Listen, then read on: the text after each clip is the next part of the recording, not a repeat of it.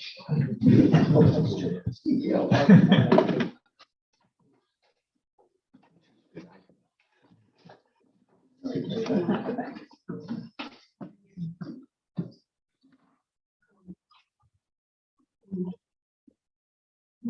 already changed.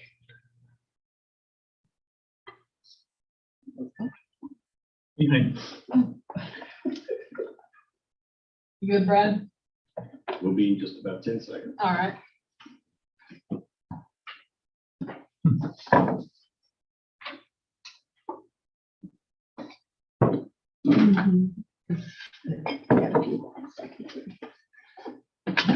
Good. Good.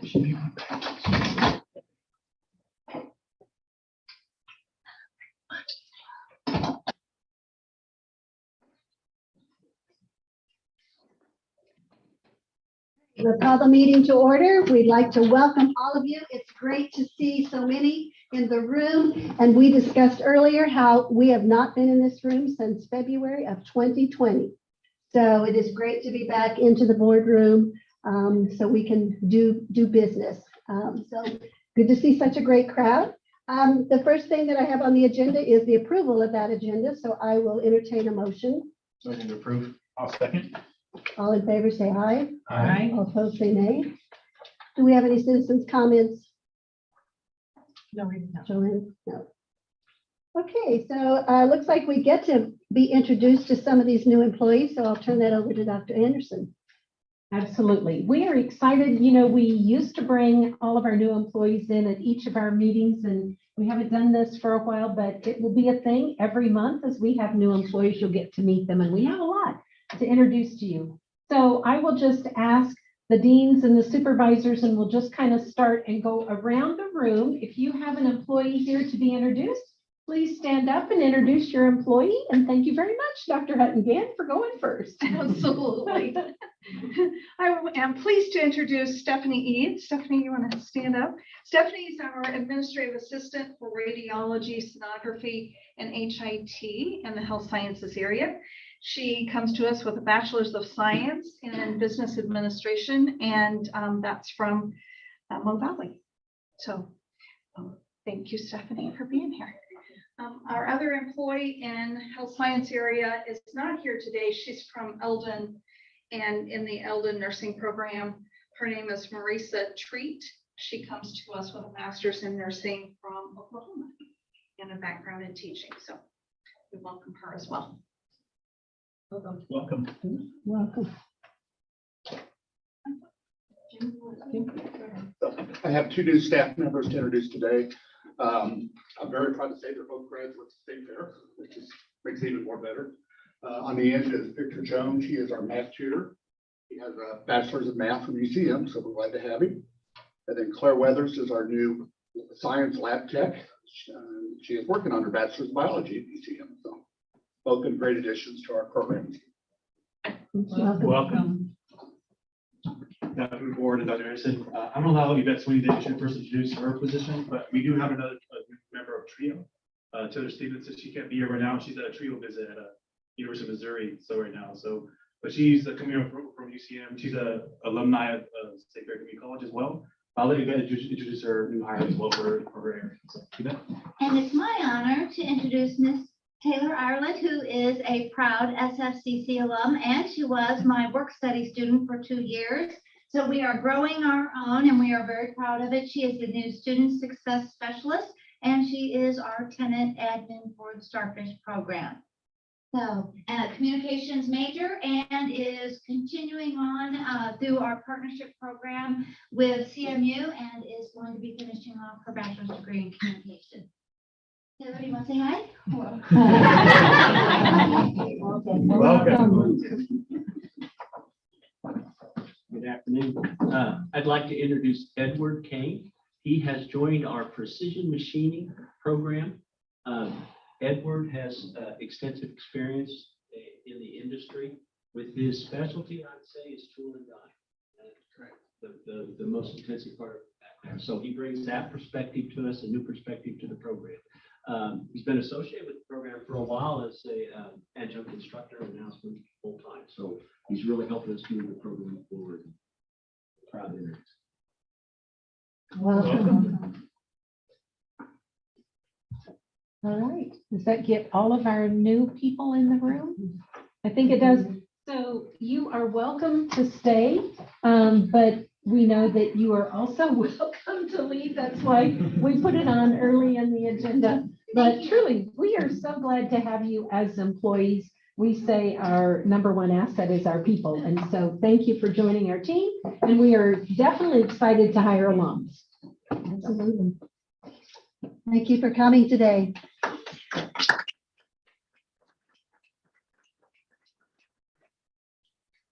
Okay, so next we'll have an institutional report. I'm glad to see that coming back. Due to the disruption of the pandemic, some of these things that we really, truly enjoy as board members, I'm speaking on behalf of the board, we like to hear what's going on at the college, meeting the people. And so glad to see this back on the agenda. So Dr. Anderson. All right, well, we're very honored this evening to be able to hear from Kayla Todd, who coached our inaugural speech and debate team, and that she would share with that. But I also just want to say that we have Kaylee Hobbs and Sarah Nail, who have been in our communications and speech program. And so we appreciate the leadership and the support that they have given to Kayla, who is a fairly new instructor for us. And you're going to hear about that speech and debate team. And we have Allison Sampson here, who we're very pleased. So you're going to hear more about her too. So Kayla, the floor is yours.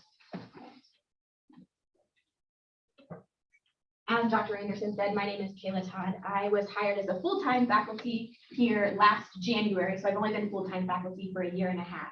And in that last year and a half, Sarah, our communication studies coordinator, asked me if I would be interested in starting a team because I had experience competing and coaching as a GA for UCM whenever I was there. And so I said, yes, speech and debate changed my life, and I would love to bring that to SFCC students.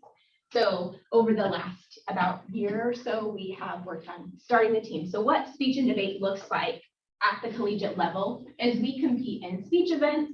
We have 3 different kinds of speech events that our students compete in. Limited prep, so students have a very small amount of time to prepare and give a speech. We have platform events where students spend a lot of time researching speeches, and then they memorize those speeches and then give those memorized speeches. And then we have Interp events, and these are those like typical speech events that you think of with the little black book where they're delivering prose or poetry and things like that. And then we have debate events where our students are getting up and debating against students from other colleges. And we had a lot of success in both individual speech events and debate events, but I would say we had the most success this year in debate, which is why we're here before you, is to talk a little bit about that success. I'm going to turn it over to Allison, who is a star. She had no experience coming into this year, and she put in so much hard work. During this year, we would meet usually for around 3 hours a week, practicing so that we could get her ready for tournaments. Also, her debate partner, Josh, who is not able to be here with us tonight, also put in those same hours.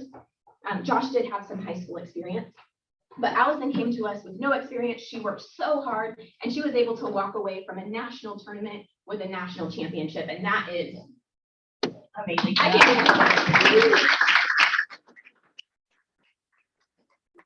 over to Allison for just a second to let her share sort of what she got from the team this year, and then I'll round it off at the end. Go ahead.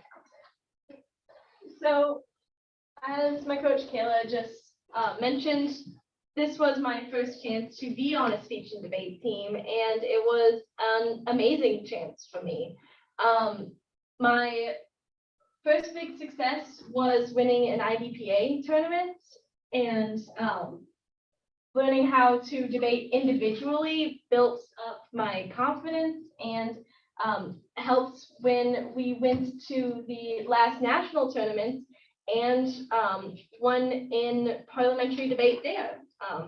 So me and Josh, and then my partner Josh won best individual speaker overall in that style of debate. So those were some of the highlights of my time on the speech and debate team. But other than that, traveling with the team was a huge joy. Going on car rides was a chance for us to just be trapped in the car with Caleb for 2 hours and be forced to go through some more speech lessons or debate lessons, which she always made enjoyable.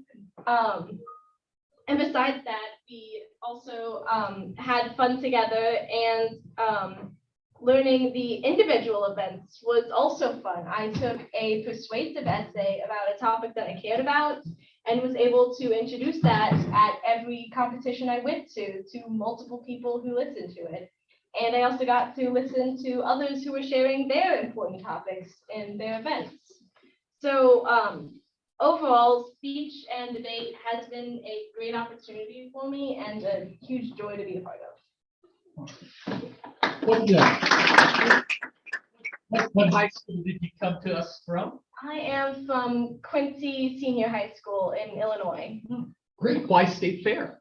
My grandparents live here, and it was just the most logical choice for me. My mom is actually an alum from here, and it was just the best option for starting off. Sounds great. And are you in communications? I am actually a biology major. Biology? Yeah. Looking for a transfer after the associate's degree. Thank you.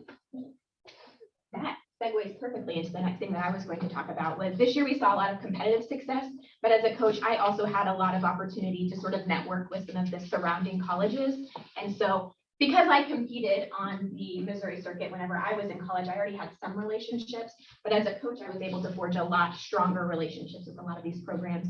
So for example, David Bowers at Missouri Valley, he's their coach. Jack Rogers at UCM, just up the road, Laura Cohn at Park University, all of these people sort of mentored me this year and helped me, and we began partnerships so that we can send students there. They'll have the opportunity for scholarships and to be able to continue competing at these four-year universities, which is an awesome opportunity for students to be able to get scholarships after. I know one of the things about State Fair that makes it so appealing for students is that it makes sense because it's affordable. And we want to be able to provide opportunities that keeps higher ed affordable after this. So those partnerships have been really wonderful to build. And then the last thing that I wanted to share was how much growth I saw from the team this year. So Allison, at the very beginning of the year, stood up to give an impromptu speech for me. And an impromptu speech, she has 7 minutes to prepare and give a 5-minute speech. So she really only has 2 minutes to prepare a 5-minute speech. And Allison stood up in my office after just getting ready to do her speech.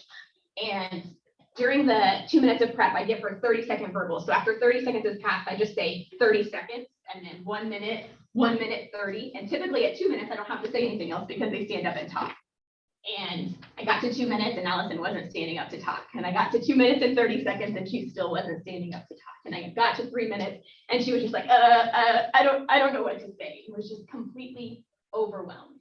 And I don't know if you just heard the speech that she just gave, but she has improved so much.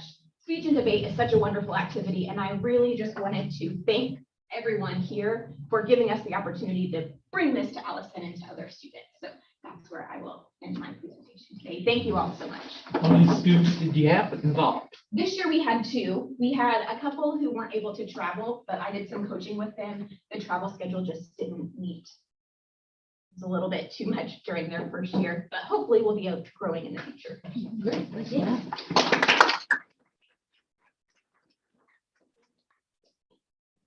Just a thank you for your passion, because I can see that because of your leadership and your passion, that's been spreading on. And so thank you for sharing with us, about why you came to State Fair and a little bit about it. So thank you.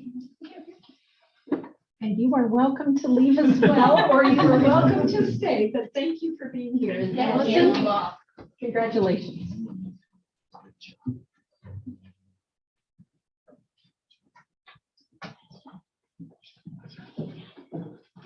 All right, so we are now ready to move to the approval of the minutes from our April 14th special board meeting. I'll entertain a motion. Motion approved.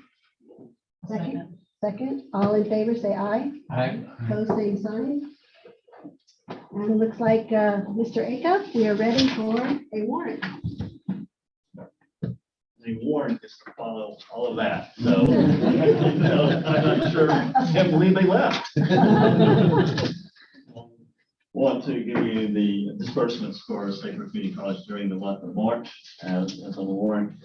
As you'll see, we dispersed $5,575,409 during the month of March.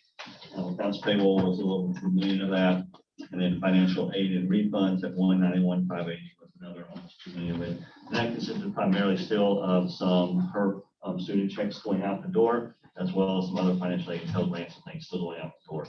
Other than that, I would see $342,807 for the gross for the over construction. Payroll of $918,000, with income and payroll taxes on at $184,705 and a few miscellaneous. So that was disbursements for the college in the month of March. All right. Anybody have any questions? All right, I'll entertain a motion. I'll motion to approve. Second. All in favor, say aye. Aye. Opposed, same sign. Okay, so it looks like we have a new personnel service policy, employee emeritus recognition program, or policy. So Dr. Anderson? So just as a point of information, all policies come to the board to approve and/or those revisions. And we have been working on this emeritus policy for quite some time. We implemented the one that applies to the Board of Trustees. This mirrors it fairly closely, but I'm just going to go through it briefly. So the purpose is to recognize those long service employees who have had exemplary service to the institution. They can be faculty, professional staff, classified staff, or an administrator. We worked through the College Council and the executive leadership team, as all policies do. They kind of start one place or the other, and then they go out for public comment for a period of time and come back. And this has been through that whole process.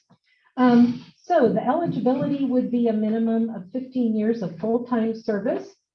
They would be able to apply, and there would need to be recommendations, letters of endorsement, and we've given some examples of what that could be. And then because we are implementing this policy that could provide recognition to individuals who were here back a long time ago, we said for the first 2 years of the implementation that anybody who met the criteria would be eligible to submit an application or a recommendation for an individual to be considered for the first 2 years. And then after that, there would be a time limit on individuals being able to go back. So, we recognize that people have retired from here, that this might be a very honor for them to receive, and we wanted to make sure that door was open to them.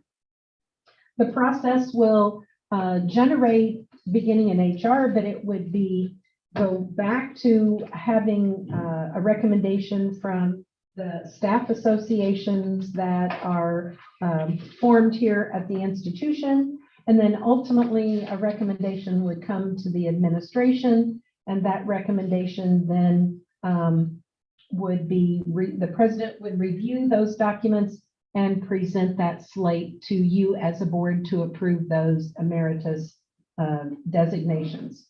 The benefits include some of the benefits that individuals who retire from our institution are eligible for already, but specifically we would name these individuals in our commencement program.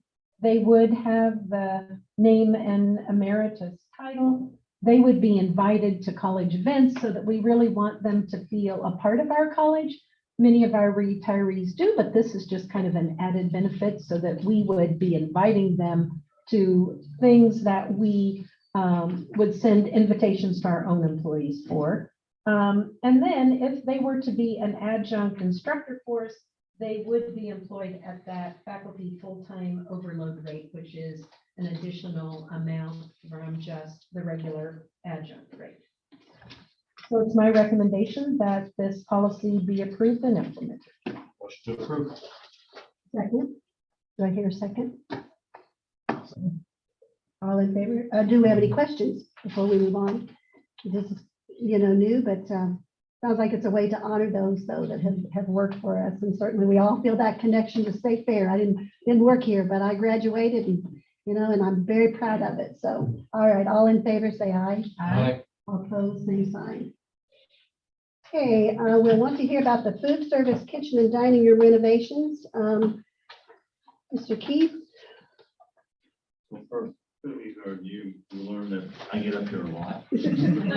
So because of that, I bring guests with me to speak on to help me out on speaking this, you have to hear from me, but I've got a variety of purchases to go over with you. I'll go through them one by one. I'll allow some let someone speak to them if we haven't discussed them already. But the first one on the list is number 9, the food service kitchen dining renovations, which we put out to bid. Based upon discussion, it is recommended that Board of Trustees reject all bids for the renovations received to the food service kitchen dining services located in the Park First Commons Stockford building. Patty, for the benefit of folks who Maybe on. came on after we started streaming the meeting and didn't have access to the work session, perhaps Justin could address the reason why this is being requested. Thank you. The reason why the rejection of the bids is being requested is we did only receive one bid. We feel like it could have been a more competitive if we open up the time frame that we had put on the original bid. So we would like to bring this project back to you with an extended time frame so that we can receive more competitive bids and be better stewards of the time. So when we had put this out, companies were already busy over the summer, some that we thought would bid on this project. And so they were not able to do that. Their summer was full. So we have some plans in place, but we will extend the time frame, put it back out for bid, and hope to bring those bids to you in June. Thank you. Thank you very much, Justin. And yeah, for those who are listening, we did have a work session. And so some of these things that we do have on our agenda were in the discussion so that we, so knew some of the in-depth, but appreciate you, Justin, sharing that with us. So, so I would entertain a motion to reject all the bids. Motion to reject. I will entertain a second. Second. All in favor, say aye. Aye. Pose same sign. So now amendment to the agreement between SFCC and the Great Western Dining. Mr. Keith? Great Western Dining is our food service provider. Discussions with them, we are currently in contract with them. It's recommended Board of Trustees accept the proposal from Great Western that we have negotiated with them to renew and amend their current professional service agreement for food services.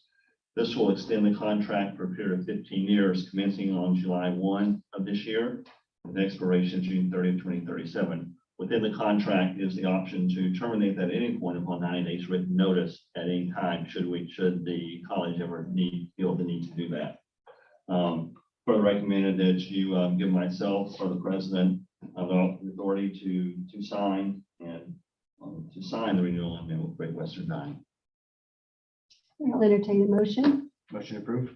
Second. Is there any discussion or any questions? We know Great Western Dining has been with us for some time, and I know they do an excellent job. So this will allow them to have 15 years. All right, all in favor, say aye. Aye. Pose same sign. Okay, food service kitchen and dining equipment.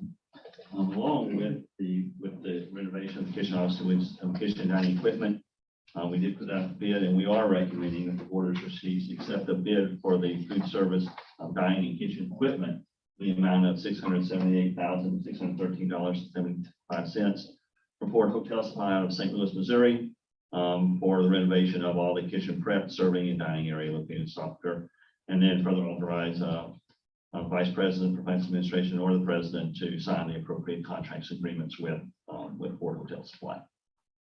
Sorry, did I interrupt you? I'm good. You're good. All right. I'll entertain a motion. Motion to approve. Do I hear a second? Second. Any discussion, questions?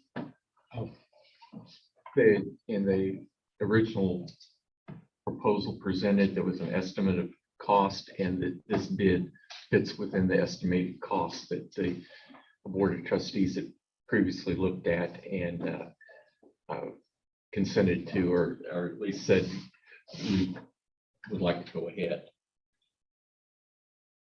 Just one other note, the funding sources are capital reserves, but as we've indicated, the maintenance and repair money and some other things will be able to help with the renovation down the road. but we have an ample reserve to cover this cost. We have a spot to store this stuff as it comes in prior to completion. Yes, they have agreed to warehouse most all of it. Until more need. Until One reason, even though we're delaying the project of the renovation, we want to get this equipment ordered because we don't know how long the supply Correct. chain is to get it What the here. cost.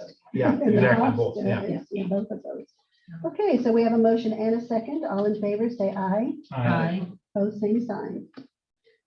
Maintenance utility trailer. Justin, I am going to let you speak briefly to this. This is actually a very, I don't know, one that I feel pretty good about that we're doing here with this maintenance trailer. So explain why we're doing it, and what it's being used for, and how it helps So everybody. several times over the years, we've brought to you a couple of requests for funds to be approved so that we can purchase things through the solid waste district, region F, which is the region that we sit in. So there's tipping fees that are paid at the landfill. Those fees are then redistributed in the communities for things that can divert items from going to the landfill. And a lot of irony there, but those funds, we submit projects to the region, and the Department of Natural Resources approves them. And this is one of them. It's this utility trailer actually is a trailer that's able to pull a dumpster up on it, as well as a flatbed. And the goal is so that we can transport all of the materials that are produced out of the welding and machining labs. We can transport them to our local recycling facilities and have them recycled. We've had a trailer previously. It was honestly just dangerous, and it was a risk management thing. We took it out of service, and we're trying to do some other things. We don't quite produce enough for anybody to provide us a dumpster full time. So this was the option: is we get our own dumpster, we provide our own trailer to service it, and then we can transport those materials to the recycling centers here in town. So it's an 85% match grant. We provide 15% out of our operational. We keep the metal out of the landfill, right? And we keep the metal out of the landfill, it gets recycled. Awesome. It actually goes to Advantage Metals, which then in turn mostly goes to Nucor, and so it's a big circle. That's it. Justin, appreciate you applying for these and doing a lot of the other things with campus to recycle materials and divert from the landfill. Yes, All we do. So in this case, and as you heard, we'll hear, but really recommend to Board of Trustees that you accept the bid. We did put out the bid for a specialized maintenance utility trailer in the amount of $60,000 from Kane Concepts USA of Sparks, Nevada. As he spoke, this trailer will be used for the diversion of metal materials and eliminating going to landfill. Even better funding is 85% from the solid waste district and 15% from the facilities operating budget. Thank you. I'll entertain a motion. Motion to approve. Do I hear a second? I'll second. Any more discussion or questions? All in favor, say aye. Aye. Opposed, same sign. All right, CTC Building Trades Bus. There you are. Found a seat, sorry. I'll let Eric introduce himself, among those who haven't met him, but he's going to talk to you about the need for a replacement bus for our building trades group in the CTC. And so, Eric, why don't you explain that, and then we'll see if they like your explanation. All right, Keith, thank you. Well, for those who haven't met me, I'm Eric Kramer. I'm the director over here at the Career and Technology Center. The 5 years that I've been director, we have had 3, I think going on 4 school buses that we've replaced. Typically, we purchase one from our local school districts that have taken theirs out of their service fleet. And we know that anytime that occurs, those mean that they've got a lot of high miles on them and everything. And they've typically been, or at least the 5 or the 4 that I've been here with, have been all diesels. Well, in the wintertime, diesels aren't friendly with the cold weather. And Justin knows we've had it out there to shop, we've had it plugged in, and our current one finally said, I give up. We have been utilizing a local school district that brings kids to us, but we want to be able to provide that transportation for our kids on our own so that, they have that opportunity. So what I'm asking for here is the opportunity to purchase a bus that is 2016, but it is a gas. And it is a van style, so it is a smaller bus so that we're able to store it a lot easier than the big 70 passenger ones that we've had in the past. The gas bus will allow our automotive students the opportunity to work on that if we need to. So we're able to do stuff in-house. Diesels, we can't do that, obviously. So we have to send it out, which repair costs are higher on that. So the company that we're hopefully going to accept the bid from gets it in. They do a complete reconditioning on it, repaint, complete undercoating, guarantee a lot of stuff on it for a certain amount of time. So it'll have less than 80,000 miles on it. Most of them that we've got have 180,000 or more. So this one here should last us quite a few years, is our goal. Eric, you might explain what that bus is used for. Yes, ma'am. Thank you. It's used for our building trades program. So we obviously build houses in the community. So it does transport our building trade students out to the job site and back. And that's why the diesel motors don't work well, because it's usually less than 5 miles out there. And so they just don't warm up like they should. And we all know, if you've dealt with diesels, the newer emission standards, we're going to have more problems every time we get ones, because they just standard. So the gas will eliminate a lot of that. What are you spending on repairs a year on? Currently, we're spending probably around $4,000 to $5,000 a year on repairs. It's typically what we spend. And there will also can be a fuel saving between gas and the diesel Correct. Yes. as well. We don't have to look at the green numbers. We can look at the red numbers now. We'll pull up the gas station. That's correct. That's a good thing. Just make sure nobody puts diesel on this one.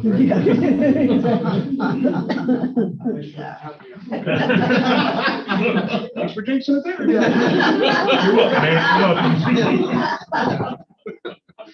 You're welcome. Oh, and then our funding source is coming from our CTC reserves that we have. We'll entertain a motion then for accepting. I don't get to read. Oh, you don't get to. Yes, you're I don't get to- right. I don't formally ask you, Oh, though, I'm right? sorry, you have not asked us yet for it. My apologies. So it's recommended that the Board of Trustees accept the winning bid as presented by Mr. Raymer for the CTC for a 32-passenger bus, in the amount of $39,900 for American Bus Sales of Collinsville, Oklahoma. And as he mentioned, there is a reserve that they put back every year for specifically to be used by the CTC program with more than sufficient reserves to cover this. So it's our recommendation that we use those reserves for this purpose, and you approve the acceptance of this bid. All right, so now I will ask for a motion. Motion to approve. Do I hear a second? I'll second. All in favor, say, or is any more discussion? Mr. Tim, come on in. Mr. is here. Can you start over? So any questions? All right, all in favor, say aye. Aye. Any opposed, say nay. Okay, we'll give you a second to get with us. We're on number 14 there, Tim. I apologize for my tardiness. I was protecting and serving. Yeah, we know you were working, so we're glad you could get here. Page 3, I believe. Yeah, page 3. Number 14. I think you're too far. I think you're on the, 14. you're on the little tab. So you just need, yeah. Page Yeah, 3. 14, and page 3 of the agenda. It's still the same thing. All right, so this is on the Olenheimer Workforce Innovation Center about network and data gate cabling. Mr. Begley? Yeah, Yeah, I saw that. Speak briefly to the network cabling as to what we're doing with it and how we're doing that. So we can actually bring the nerve center into the building.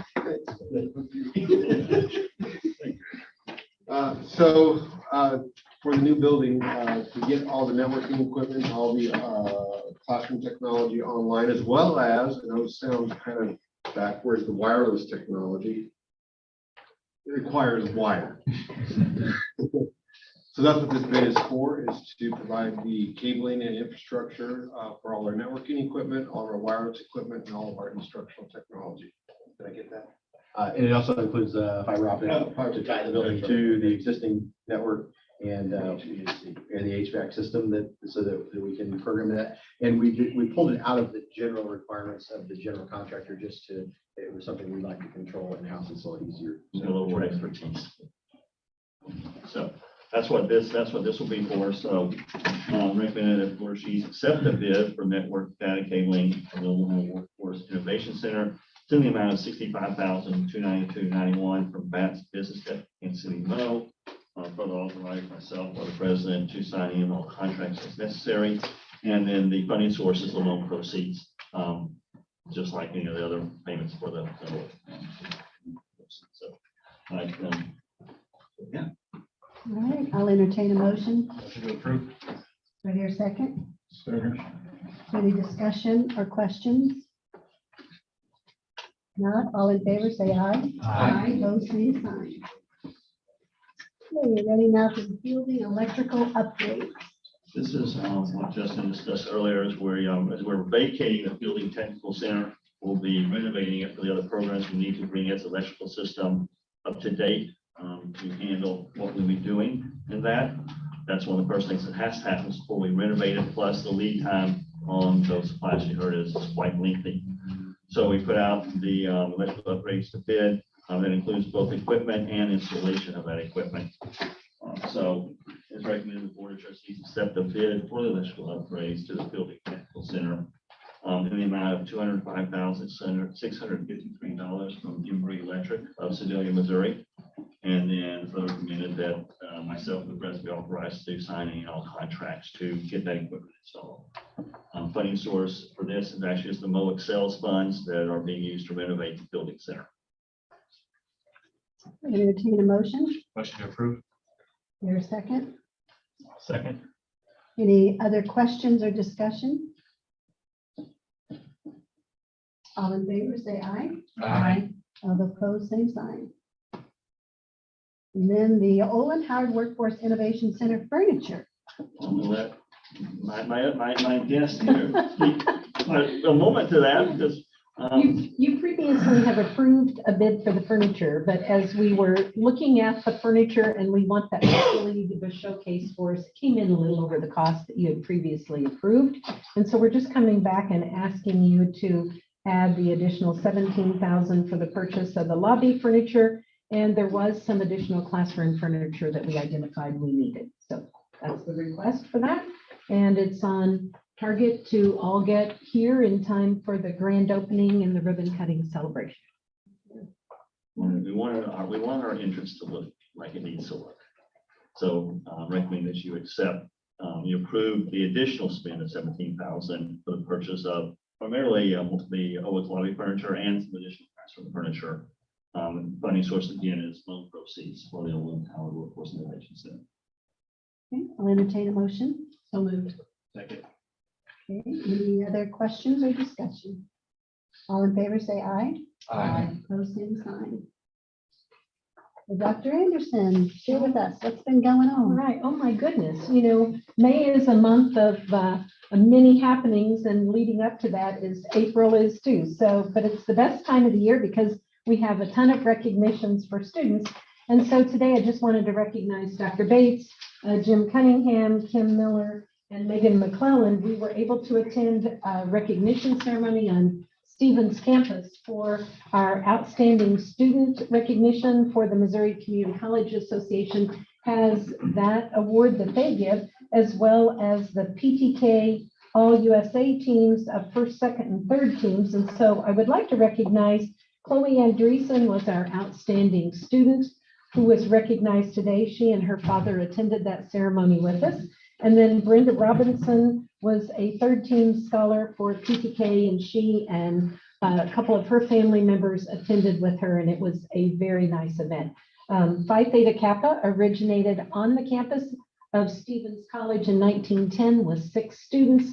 And so it's always like a homecoming for them to welcome us back, and they host that on their campus, and it was a very nice event.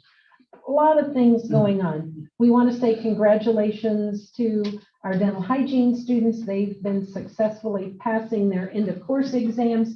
Rhonda always starts ELT every meeting with good news about our health science students. So thanks a lot there. I also want to give compliments to Rhonda because she has organized a mental health first aid course for frontline individuals who might encounter mental health situations and need to be prepared in knowing how to provide kind of first aid response to that. And so that course will be held tomorrow. And we have a number of individuals on campus participating. So we're really excited about that. So thank you, Rhonda, very much. We did have this week the PTK induction ceremony and banquet. And Kim Miller and Megan McClellan are the sponsors of that. It was just so nice to be back with and recognizing those students who hadn't previously been able to be inducted into that honor society. Patty, I don't know if you were in PTK back in the day. Maybe I don't know that we had I that. maybe didn't, but it's wonderful. And so we are excited about that event. Last night was the Ag Banquet. And so I just want to say that both Fred Driscoll and Kim do a phenomenal job of educating our Ag students. They gave awards for our students who went to national competition and then had a lot of recognitions. But I sat next to a parent who said, this just feels so good to be able to be here and recognize those students. And the students conducted part of the ceremony. It was just a very, very nice event. We have recognition to Becky Beidler. The team that she took to Skills USA took first in the advanced manufacturing competition at State Tech. We've had radiology students place first in their state word bowl. Danielle has been elected to serve as the chair for the military affiliated council for the chamber here, and he is also a part of Base Community Council, so recognition there. Spring Fling was yesterday on campus, first one we've had since we kind of stopped having campus events. It was probably the best ever. We had a tremendous outpouring of students onto the green. It was a beautiful day. They did lip sync, there was good food, and students just had a great time, which is what a part of college is all about, is getting that student experience that I'm just compliment Michaela LaRue, who is leaving us, but she has done a phenomenal job of providing really engaging student activities to help students feel a sense of place and those relationships that she develops. We have our SFCC first public speaking showcase, and I meant to ask Sarah while she was in the room, but it's on May 2nd, so it's next Monday at 6 p.m. and I believe it's open to the public. So it's in the theater, I do believe. Is it on your calendar? But it's in the theater. I have some heads nodding at the back of the room. If you're interested, they have selected students who would be providing, and then there's some judging as well in that showcase. So an opportunity to see our students performing and being recognized. What time was that? It's 6 p.m. next Monday, May 2nd in Staffa-Kirby. Yes. Let me see what else is on the, oh, another thing to put on your calendar is May 5th. So Cinco de Mayo Day is, we are the sponsor for the Smith Cotton baseball night. They are playing Boonville.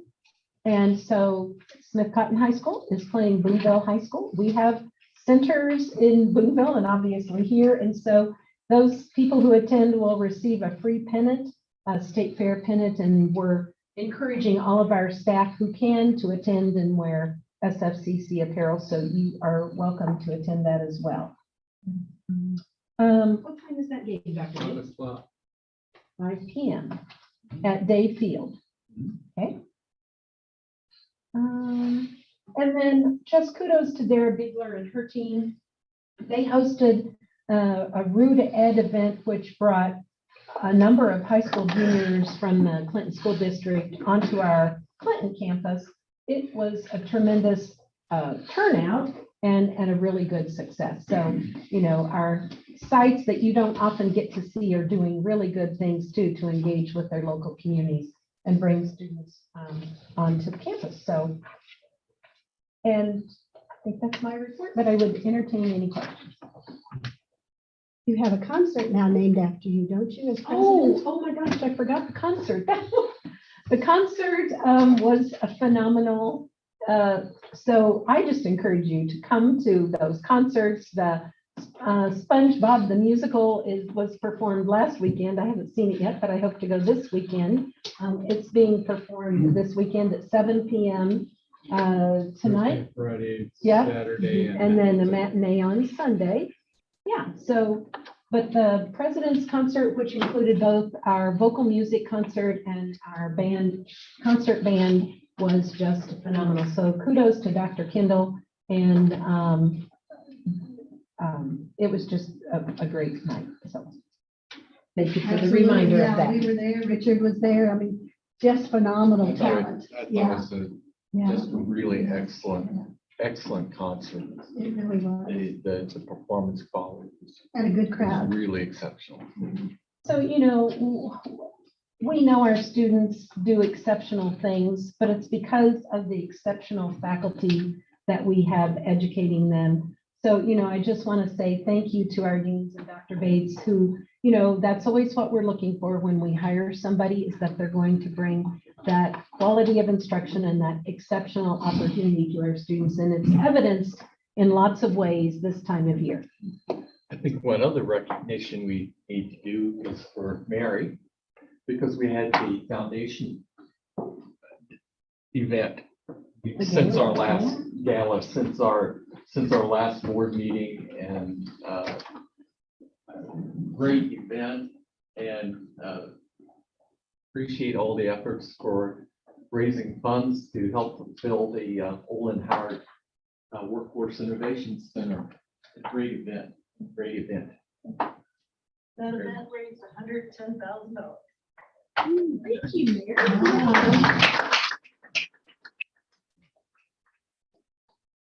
Awesome. Thank you. Okay, so anything else, any questions for Dr. Anderson? If not, Mr. Keith, we'll let you do your financial report. Thank you. Tab 18, go back.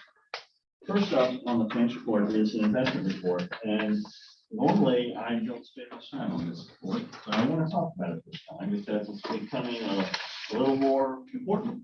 One, for you to see what we're doing, and two, where this may be going. I want to give you some background for a minute. So go back to last July. Money we had at Central Bank was just in a demand deposit. Rates at that point, Fed funds were effectively zero. And we were earning no money on it. We had no way to earn money on the money in the bank itself. So what I wanted to do then was sweep some of our money overnight and do repurchase agreements with them so we could start making a little bit of money. And for a variety of reasons, the way we had to declare all that was problematic. So we reached an agreement with Central Bank at that time that to effectively give us the overnight repurchase rate, which is Fed funds, on the first $5 million we had invested, and then take 5 basis points off that, remain over $5 million. So that gave us a chance, you know, that was all because they couldn't do the purchase. They put that in place at that point in time, which again, effective for them was zero. Well, putting that in place then is starting to reap benefits for us only now, but as we go forward. As you know, right now, our Fed funds rate is up to 0.32% after the last FMOC. May 5th, they're probably going to raise it another 50 basis points from what we're hearing. Then they'll have another meeting on June 16th, which will probably raise another 50 basis points, people are anticipating. And that will put us up to about 1.3% on our demand deposits within Central Bank earning.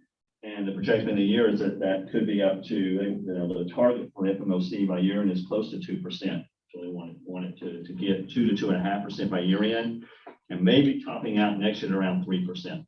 And that's the direction Powell and all of them, everything you read says they're going before we reach the top. Fairly aggressive. So something we did last July, which was kind of sort of inconsequential at the time, going to have dividends for us this July. On top of that, we've taken a lot of our reserves, and in November, we started putting some of those extra monies into the CDs, treasury notes, things we're allowed to invest in. Again, rates at that point were about 0.13%, but money in the bank was 0.00%. And we laddered those out. We started investing, we laddered those out in small amounts. We do nothing over a year and a half, but in 6-month, 12-month, 18-month increments. As mature, we've been rolling them over. Again, go back to November, December, rates were still low. No one knew what direction it was going to go. We know now what direction it's going to go. So as some of these roll off, we'll roll them into higher investment vehicles simply because rates are going up. There is actually, so I'll get to some dollars in a minute, but one of the investments is maturing today, for instance, and if you see it as earning a rate of 0.13%, we'll roll it over into an 18-month run earning 2.4% tonight. The other items that we're going to be maturing this quarter, we'll probably roll into cash because we may have some cash needs coming up that we roll into the summer. So what you see on the top here is we've got $10 million invested in various securities, be it CDs, U.S. Treasury notes, Federal Home Loan Mortgage Code notes, the things that are government backed.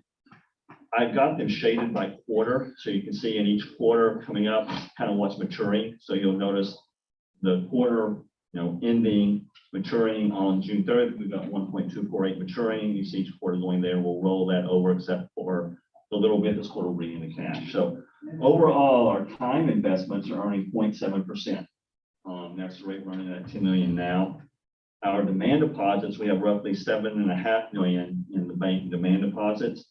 Right now, that's earning roughly 0.3%, but as the basis, the Fed funds rate goes up, those will go up with it. This is actually a substantial cash balance we have now, or investment balance we have now, which when we talk about, we do have some money that we can, we have the ability to make the upgrades we're making in some of the areas. We do have the funds to do that, to make the experience better for the students, and in a way that it doesn't impact our ability to meet our ongoing obligations. So overall, just to summarize overall, we've got, as of March 31, 2022, we had $17,492,913 in funds of some form. Of that, roughly $10 million was in investment vehicles, and the other 7.5 roughly was in the bank there.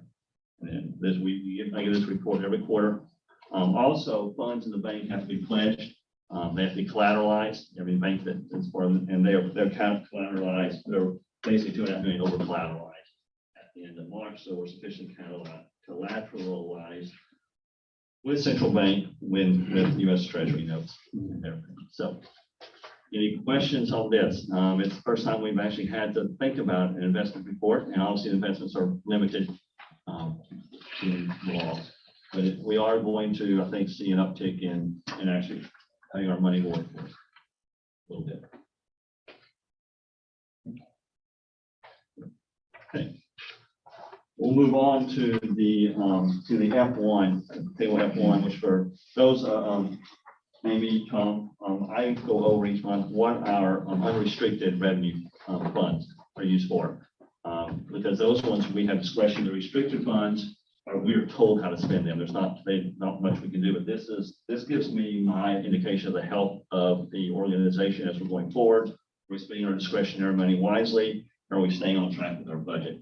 So this is presented monthly. You'll see that, and there's some tables in the back with color pictures, but this gives a summary of the revenues, the expenditures, what is being spent on, and then how we're pacing vis-a-vis the budget, as well as the prior years. So it gives a perspective on things. In this case, we're 3/4 of the way through the year. Effectively, most of our tuition and fees revenue is collected. We've got summer coming up. Summer's only usually about 10% of our tuition and fees. So, well, as you see, you're 90% collected versus budget. But so right now, our revenues through the month of March were about 24.3 million. We're behind on tuition and fees. Our enrollment, we're still about, as I've told the board, about 300,000 or so below what our projection was, tuition and fees in the year. Enrollment was lower than we budgeted for. Other things, for the most part, are and in aggregate, they're where we thought they'd be. Obviously, some go up, some go down. Our state appropriations are doing well. One of the, you'll see a little, we have an 8 million budget state. We've got 5. Part of that's the 1.5 million in the extra maintenance appropriations we'll be getting as we get going with the parking lot projects that up there. But we're ahead of the last 2 years. We should be. Property taxes are collected those, so that's going well. But anyway, revenues are basically what we expected, except for the 350 or so gap between tuition and fees. On the expenditure side versus budget, the key number I look at, expenditures tend to go pretty even month through month, whereas revenue has big pushes. When we get tuition in the fall, get tuition in the spring, you'll see those big jumps and down. So, it doesn't fit exactly with the time of the year, but our expenses tend to pace pretty evenly throughout the year when it's all said and done. So when you see we're 75% for the year, and I look at my total general fund expenses, and it shows I'm about 72% of my budget spent, that tells me I'm probably pretty good overall right there, that I'm less than the 3/4 of the year, because, almost 70% of our budget is based on payroll, and payroll happens every month. So it pretty well paces what we do. Our maintenance happens every month. Usually those happen every month. So that doesn't have the wide swings going back and forth. It's pretty even. So my judge there, as I look at things, is in aggregate, are we staying kind of below that percent a year we're at, and it takes at 72. I feel good that we're pretty much on budget with that. Plus, I'm watching individual items. So overall, I guess the answer, kind of longer than normal, answer is we're on pace with our expenses budget. I don't see anything changing that. Don't see anything coming up that would change that at all. That we'll probably end this year practically where we thought it would from an expense standpoint, and slightly behind on our revenues, as we've talked about since really the fall.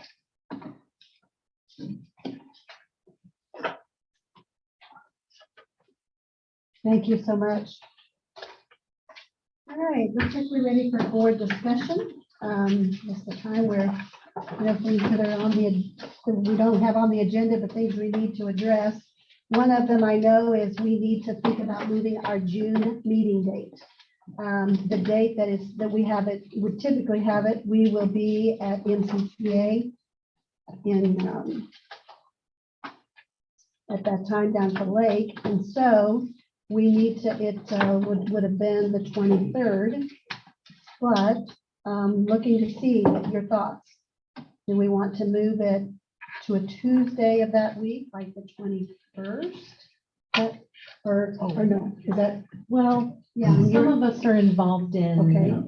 Could we just move it to the week prior, the 16th? the week ahead, okay?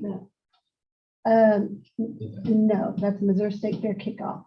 So I know they're cooking. So Could we move it a week later? later, was it what the about, 30th? so let's look at June 30th. It still gives 4 weeks before your July meeting, so there's kind of a nice, makes me work till the last day and I'm not. Oh, for me. Yeah, we don't want her to get a day off early, that's for sure. So does June 30th look okay for you? All right. So we will need that in the way of a motion and have that approved by the board. So meeting would be Thursday, June 30th at 4 p.m. We'll just wait to see whether we need a work session on that. But as far as moving that date, so I would entertain a motion. Second, can you hear a second? Second. They all in favor, say aye. Aye. Opposed, Go say- ahead. Go ahead. Do you have something? I was just gonna make a joke, so go ahead. I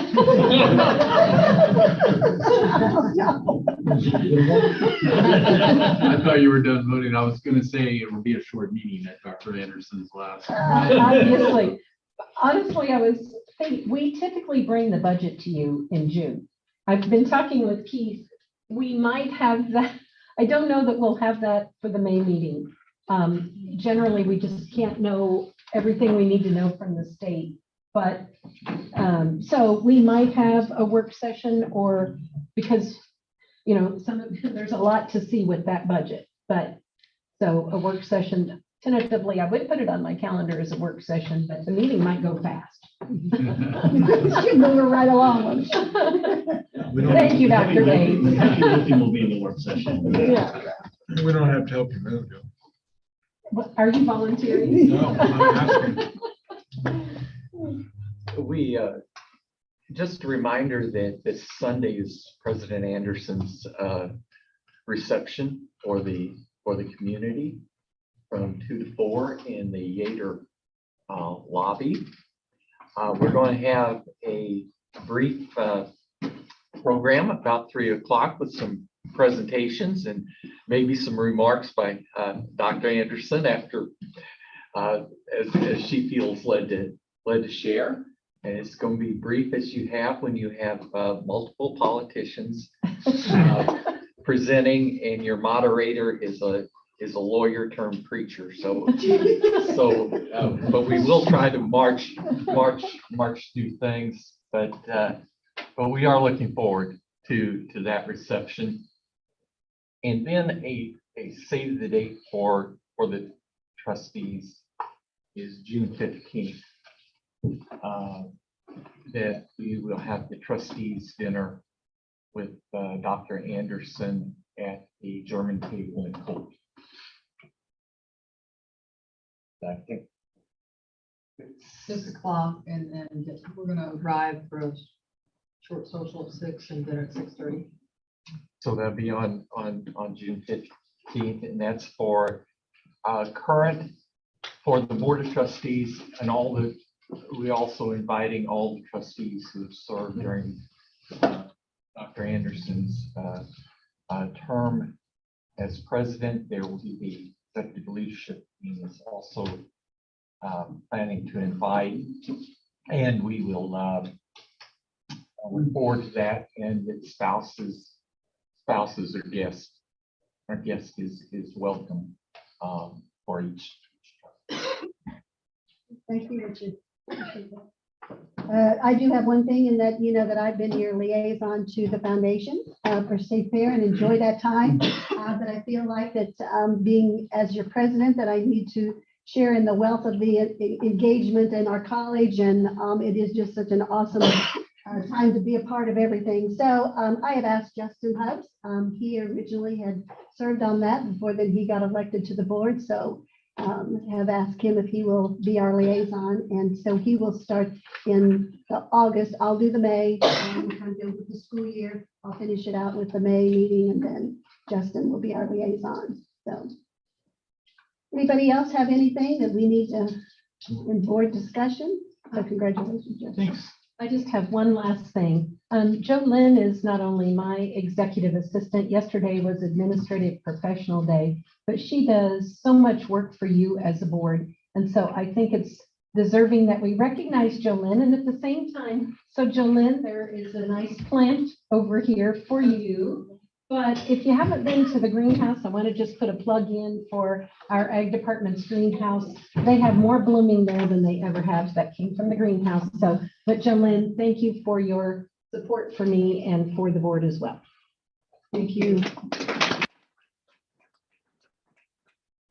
There's a lot left in that greenhouse. I went yesterday. It is just, blooming and overflowing. So Mother's Day is coming. I've got begonias on my porch. already got them going. All right. Anything else? Okay, so if there's nothing else, we will be going into, we need a request for closed session under C for hiring, firing, disciplining, and promotion of personnel pursuant to RSMO section 610.0213. So there's also probably a need to discuss for A as Yes. well. Okay. Yes. I agree. A as well. Okay, so I will entertain a motion to go into closed session. Second, go ahead. Second. Okay, and we'll have roll call. Amy Bashir. Aye. Tim Carr. Yes. Justin Hubbs. Yes. Tom Old. Yes. Richard Parker. Yes. Patty Wood. Yes.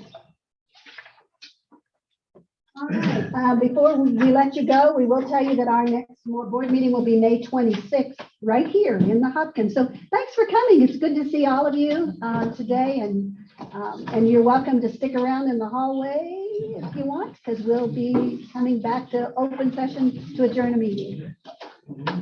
The board photo real quick. Oh, Yeah, is I was she- gonna ask that. Yeah, you can, go ahead. You're welcome. Yeah, is she? I was gonna say, I'll call her Yeah, so that we can get her. Yeah, that'd be great. that way she doesn't have to stick around. Yeah. But you got your individual. No, not yet. Yeah, she needs an individual. Are you redoing your individual? Headshot. Are you gonna keep that? I was late, Justin, I'm sorry. Well, actually, are those staying? This is the one they put on the webpage. Unless you would like a new individual, they will do a new individual, Patty, if you Oh, want. now I'm that. gonna expect that phone call. I'm gonna have to look at it. Let's just see how it looks. Was this distracting to them? I kept thinking I could, every now and then I see this.